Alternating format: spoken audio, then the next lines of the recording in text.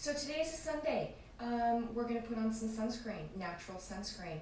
There's a lot on my website about the difference between a natural zinc oxide based sunscreen and pretty much every other sunscreen out there loaded with chemicals. The confusing part is that a lot of the chemicals used are called organic, derived from organics. Zinc oxide, titanium dioxide, stuff like that would be called inorganic because they're inert, kind of like an iron or copper. So try not to get too confused about that. But the thing with the skin is that it's even if it's even only slightly dehydrated, it gets kind of like a shiny film on top of it, which really takes quite a long time for an applied moisturizer to get through. So the first thing before sunscreen is give yourself a little hydration.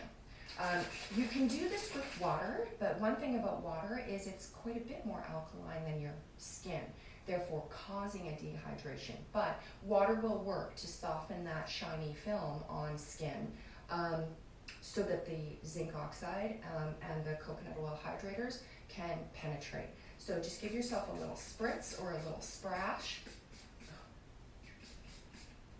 just to make sure. Leave that on for a second, just to make sure that your skin is rehydrating. The cleanse and tone sprays are really good for this, mostly because they are the right pH balance for the skin. They're just a little slightly lower than what the skin is, so they also work as excellent cleansers, antiseptic, and astringent. Then, after that, we apply the sunscreen. Now, tiny amounts of this coconut oil-based sunscreen will work. So about that much will do probably my whole arm and my face. And this is non-nano based, but if it spreads out and absorbs correctly to properly hydrated skin, it will act as a moisturizer and sunscreen. And as you can see, if you give it time to spread out and absorb a little, that little slight gray that your skin goes with zinc oxide will be hardly noticeable.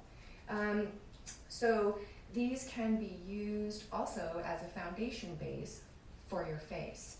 Now, they're pretty heavy. If you have oily skin, this would be a bad idea, but there's absolutely no reason why you couldn't use this underneath the cuckoo face powders. They will help adhere the color perfectly, and they have just the right amount of sunscreen in there. So this is an SPF 30, which will make sure that about 98% of the sun doesn't reach your skin. Anything over that, and it's really more about how often you apply it, not about like SPF 50, 99%, I don't think it actually works particularly like that. SPF 30 is more than enough. So this is the tan face powder.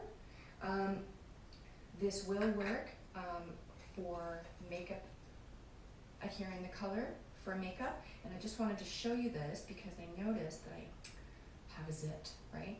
Insult to injury over 50. But I'm just going to cover it up.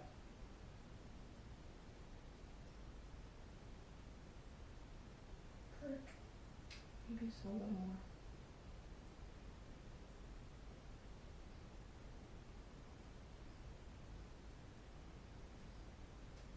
Ready to roll? Beach day. Thank you guys.